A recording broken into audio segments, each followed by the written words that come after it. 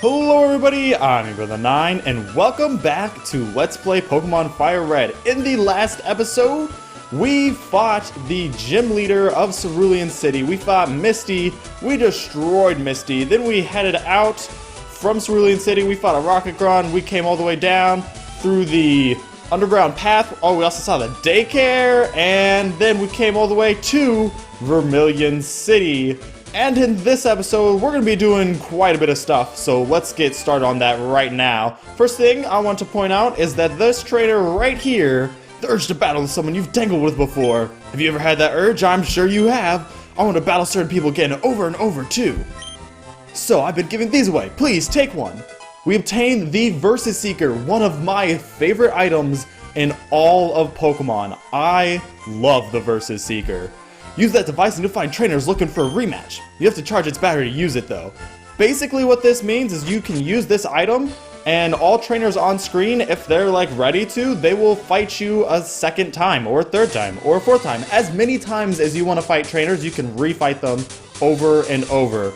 And eventually they'll get stronger Pokemon, so you'll have a rematch and they'll have their level 15 Rattata will now be a level 20 Raticate or something along those lines. And it's kind of fantastic. It's pretty much one of the best items for any kind of training when you find trainers that are stronger than the Elite Four, but we have not gotten anywhere near that. Now, another thing I want to talk about is something else that happened between episodes, and that is a little bit of training I did. We have a Nidorino for Alexander, and Miss Nido is a Nidorina. She also has a tiny mushroom that I should nab if I want. Wanderous is now a Gloom, and I think that's all for these bad boys. But Joey is a Raticate, and Spewow is now a Fearow. So there was a bit of training in between episodes, which is all fine and dandy. Now, what do we want to do first? Let's check out the rest of Vermilion City. Let's head over here into this place. Hey, how's it going? I'm the fishing guru. I simply love fishing. I can't bear to go without. Tell me, do you like to fish? I love to fish. Grand, I like your style. I think we could be friends. Take this and fish, young friend. We received an old rod from the fishing guru. We put the old rod in our pocket. Fishing is a way of life. It is like the finest poetry. From the seas to rivers, go out and land a big one, my friend. Now, what this means is we can go to any place where there is water along the coast. We can go to our bag and we can do some nice fishing. Fishing old rod. We can use it. And a Pokemon's on the hook. You press A, you get a Pokemon on the hook, and you will land a Pokemon. And if you have just the old rod, you will only ever, or not if you have only the old rod. If you use the old rod, you will always come across Magikarp. That's right, there are no new Pokemon you can get with this old rod. I guess now you can get Magikarp in different areas, but you can't get any new Pokemon with old rod. It's kind of horrible, and that's kind of a shame. Did you see the SS Anne moored in the harbor? I don't think we have. Apparently this town has an harbor. I don't know why I said arbor right there. It's definitely a harbor. Hey, little girl. Hi, do you have a Spearow? Want to trade it for my Farfetch'd? Oh man, so if you have a Spearow, which I am not holding on to a spare Spearow right here, I guess I'll have to go catch one, you can trade for a new Pokemon, Farfetch'd. Farfetch'd is probably the weakest flying type in the game. And if it's not the weakest flying type, it's probably like the closest to being the weakest, or it's not good. It has horrible stats all around. It's got an awkward naming convention. It's got a apostrophe in its name. What kind of Pokemon has a apostrophe in your name? When you're trying to say, like, this is Pikachu's tail or something? How do you do that with Farfetch'd? This is Farfetch'd's tail? Like, that's horrible. Farfetch'd is nothing special. It is way better to evolve your Spearow rather than trade it away to this little girl, unless you really care for the little girl and you want to give her a Spearow because she can't catch it or whatever, but Spearow is one of the Farfetch'd is one of the worst Pokemon. The only thing that's a little bit special about it is that it benefits from the item Stick. That's right, there's a held item that is Stick, and Farfetch'd is the only Pokemon that benefits from it. It raises Farfetch'd Critical's hit ratio by 2 stages, which is pretty cool because you can get slashed and you can basically just be doing critical hits all over the place. Maybe you can set that up with a Swords Dance. However, you're way too slow, you don't really have that good attack, and your defenses are just frail. So Farfetch'd is a horrible Pokemon. I'm sorry, little girl. I will come back. This is the only place you can get Farfetch'd, so I have to trade with her, but I don't have a Farfetch'd with me. The Pokemon Fan Club! All Pokemon fans are welcome! Alright, let's head in. Oh man, look at all these Pokemon fans. I just adore my seal. It's so lovable. It squeals "Coo" when I hug it. Coo. Coo. I don't know why seals go "Coo," but that's okay. Chew, Pikachu. That was my great impression of Pikachu. My Pikachu's twice as cute as that one. What Pikachu are you talking? Are you talking about my Pikachu? I have a Pikachu, but it's not in my party. All I have is James Pond. Our chairman is very vocal about Pokemon. He is? Alright, let's talk to him. What do you gotta say? I chair the Pokemon Fan Club. I raised more than 100 Pokemon. Wow, that's a lot. I'm very fussy when it comes to Pokemon. I surely am. So, did you come to visit to hear about my Pokemon? Yeah, pretty much. Good, then listen up. My favorite Rapidash. It's cute, lovely, smart, plus amazing. You think so? Oh yes, it's stunning. Kindly, love it. Hug it when sleeping, warm and cuddly, spectacular, ravishing. Ooh, look at the time! I kept you too long. Thanks for hearing me out. I want you to have this. If you talk to the chairman, he gives you a bike voucher. Take that bike voucher to the bike shop in Cerulean City. Exchange that for a bicycle free of charge. Don't worry, my favorite Fearow will fly me anywhere I need to go, so I have no need for a bicycle. Hope you like cycling. Yeah, if you take this nice bike voucher to that bike shop, you can get yourself a bike. And I could do that right now, but I have no need to, and we'll be heading back to Cerulean City soon enough as is. So I'm gonna wait to get my bike. And we're not doing a lot of traveling right now, so it's not necessary. Out to exchange mail with all sorts of people. I sent my Pidgey to Union Room to exchange mail for me. Union Room is a kind of multiplayer thing in the Pokemon Center. We haven't really talked about that stuff. I'm getting my Pidgey to fly a letter to Saffron in the north. Really? You don't need to, because Saffron's, I guess, okay, well, Saffron's that city that was directly north of here that we can go into, so I guess he has to, because he can't go into it, but that's alright. Dear Pee-Pee, I hope to see you soon. I heard Saffron has problems with Team Rocket. Vermilion appears to be safe. That's a very, very short letter, unless it's just unfinished, in which case you should probably add quite a bit, because otherwise that's more like a text message, honestly. Which, I guess text messaging wasn't really a thing back in these days. I'm gonna come in here to the Pokemart, because I think, do I need Pokeballs? How many do I have? I've got plenty of Pokeballs, but what I do need are some of these bad boy repels. I can get 20, let's grab a nice 15 repels. We'll do over half of our money, no worries. Money's gonna start being super plentiful for us as we go forward. And if we use that Versus Eager, we can always just go get some more money by stomping on some of the trainers from before. I'm putting up a building on this plot of land. I own it all. My Pokemon is tamping the land to lay the foundation. Who you got tamping? It's a Machop. Machop is stopping the land flat. Wow, you actually own quite a bit of Vermilion City, because that's a big plot of land. Now, for the most important part of Vermilion City, we can go to the south, where the SS Anne is harbored. SS Anne is a famous luxury cruise ship. Visits Vermilion once a year. It's kind of something we've heard about. Welcome to SS Anne. Yeah, if we go that way, we can go towards SS Anne. However, I have something way more important to do, and that is right over here. If we come into this place right here, we come into Diglett's Cave. Well, isn't this a surprise? Diglett dug this long tunnel. It goes right to Vermilion City, they tell me. Now here in Diglett's Cave, we have one new encounter. That's right, only one, and you could probably guess what Pokemon it is. If you want to guess, let's see if we can find one here. Oh, here it is. It is Diglett. Diglett is a hidden gem of a Pokemon, in my opinion. It has incredible speed, but it does only have average attack and a little bit of a frail defense, which is fine. However, one of the two abilities that it has, Arena Trap, gives it some great saving grace, because Arena Trap makes it so that the other Pokemon cannot switch out at all, which is pretty fantastic when you're doing one-on-one battles. Another thing is, since it is a ground Pokemon, it gets Stab Earthquake. With that speed and that average attack, Stab Earthquake is definitely really good. It's so powerful.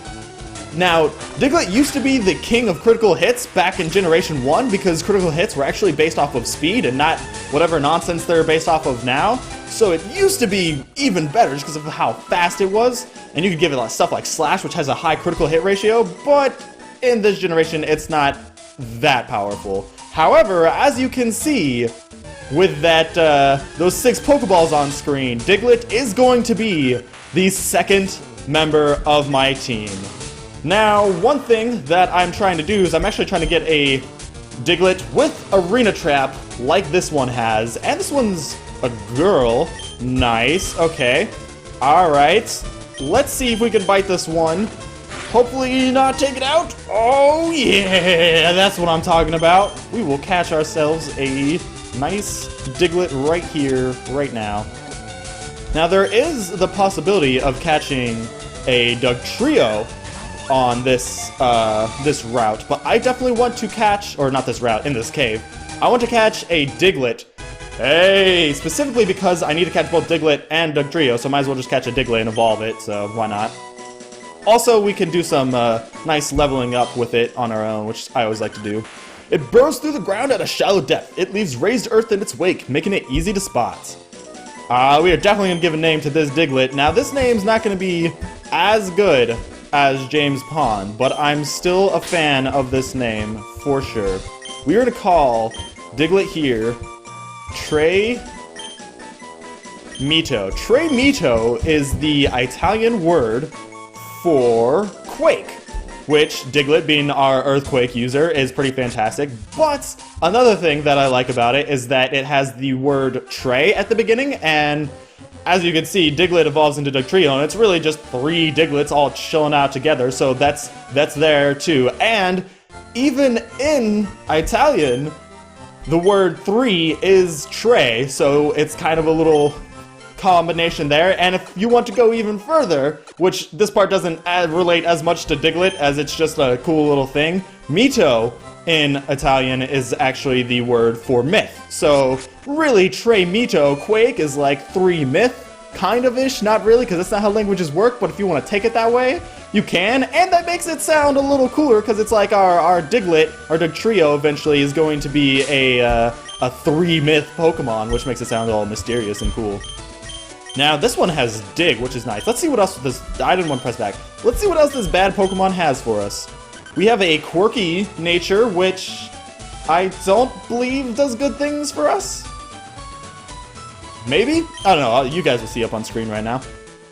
The stats, yeah, because the stats don't tell me anything about that. We've got Scratch, we've got Growl, we've got Magnitude, we've got Dig. The second turn, we know that. Magnitude is an interesting move where it can get it can have a power-based, it has power that can go from 0 to 10, I believe. It might actually, I think it's 1 to 10.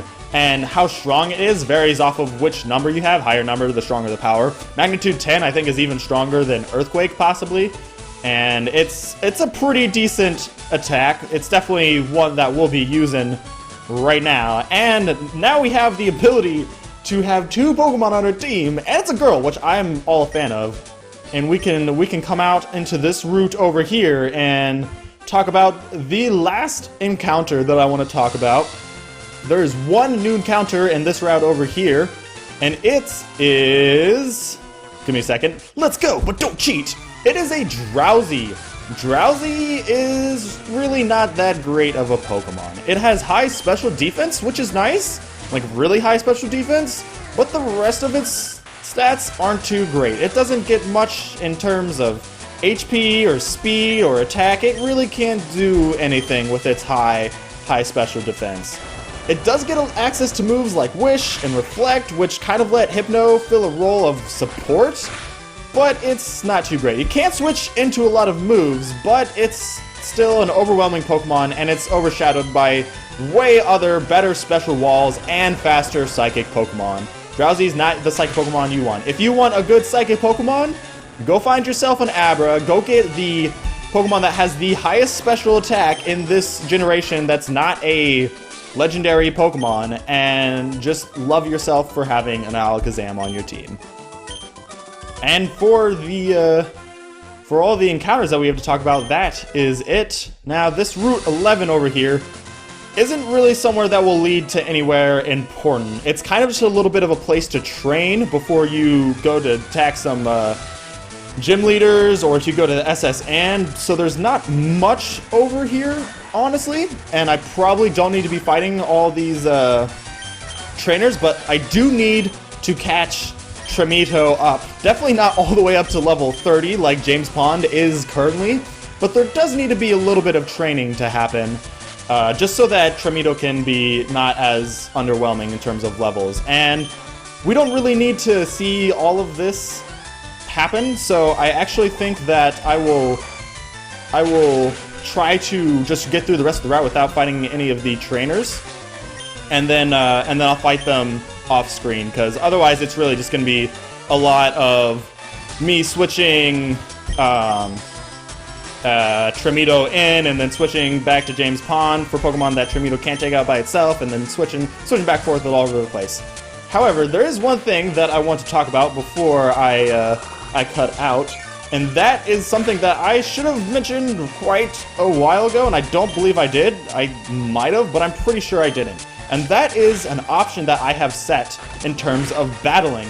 If you go to your options, you'll see one of the options is the battle style, which can be set to two different things. It can be set to either, wow, that's critical and we're at 2 health. It can be set to either switch or set. Now, generally, I'm pretty sure, initially it's set to switch, which means that whenever you take out a Pokemon on the other team, the game will ask you if you want to switch your Pokemon out. It'll tell you what Pokemon they're going to bring out, and then it will ask you what Pokemon if you want to switch, and then you can choose to switch. So, like, you know they're going to bring out a Charmander, so you should probably bring out your Squirtle, because that's what's going to happen. Don't leave your little Bulbasaur out there, because it's going to be weak, right?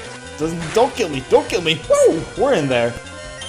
But I don't like to play that way, generally, because I think that's a little cheap, and it makes things really easy. If you can just always switch to have a super effective Pokemon, that's always going to win. So the other one, which is set, means that you can't switch Pokemon whenever you want. If you do, you have to take up one of your turns to switch your Pokemon, which is how I definitely prefer to play my Pokemon games, and what I've been doing this entire time.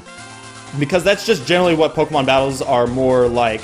Also, trying to sneak around all these trainers and these battles is kind of ridiculous. I guess I could have put a Repel on. Hey! There's a Drowsy. Nice. Let's catch ourselves a Drowsy. Tremito is a little low, but we are faster. So we'll do a nice magnitude 7, which isn't okay, I guess. It's kind of average in terms of, I got a crit! Well, Tremito, I know you used to be the king of crits back in Gen 1, but this is not the time for that. Give me this nice X defend, please.